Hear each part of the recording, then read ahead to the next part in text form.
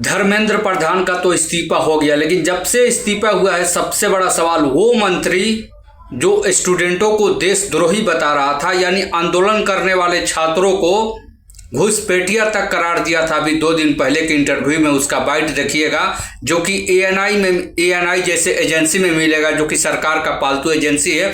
उस पर छात्रों को घुसपैठिया बता रहा था, लेकिन प्रेशर इतना हावी हुआ कि उसको जबरन इस्तीफा देना पड़ा। आप ऐसे कह सकते हैं कि जबरन इस्तीफा दिया या जबरन मोदी और अमित शाह ने उसे इस्तीफा लिया, क्योंकि इसके सिवा उसके पास कोई गुजारा ही नहीं था। अगर इस्तीफा वो आदमी नहीं देता तो सांसद का एक सत्र भी नहीं चलता, एक दिन भी नहीं चलता, क्योंकि इस आदमी का ईगो बहुत ही ज़्यादा हो गया था। क्योंकि जब 2024 में नीट का पेपर लीक हुआ था, उस समय भी ये आदमी बच गया था। कायदे से उसको उसी समय इस्तीफा दे देना चाहिए, लेकिन जनता में उतना उग्र प्रदर्शन नहीं था, क्योंकि उस समय भी राहुल गांधी ने नीट का मुद्दा उठाया था और प्रधानमंत्री ने जवाब भी दिया था, यानी गोल मटोल जवाब दिया था और उसको टाड़ दिया था।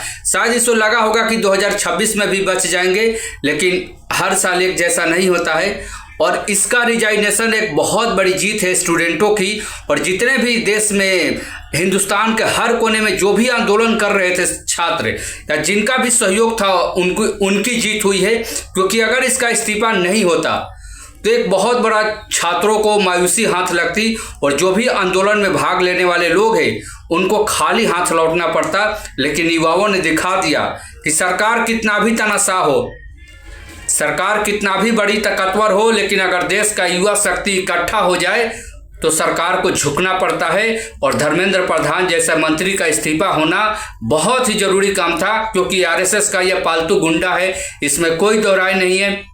इसका उड़ीसा का इतिहास भी उठा कर देखिएगा तो गुंडा जैसा व्यवहार करता है, और ये आदमी अपनी गलती कभी मानता ही नहीं था कि हाँ मेरे से गलती हुई है। नीट का जो इतना बड़ा पेपर लीक हुआ था, यानी 22 लाख बच्चों का भविष्य चौपट हो गया था, ऐसा कहा जा सकता है। एक झटके में चौपट हो गया था, क्योंकि हर स्टूडेंट तो पैसा वाला होता नहीं है, ये सबको मालूम है। और इसे भी मालूम था कि इस बार इसको बचना नामुमकिन था, और इसमें सोनम वांगचुक का भी बहुत बड़ा रोल था। जिस तरह से उन्होंने अनशन किया, सोनम वांगचुक चाहे नेता विपक्ष राहुल गांधी या जितने भी विपक्ष के नेता है, सबके सहयोग से इस्तीफा हुआ है।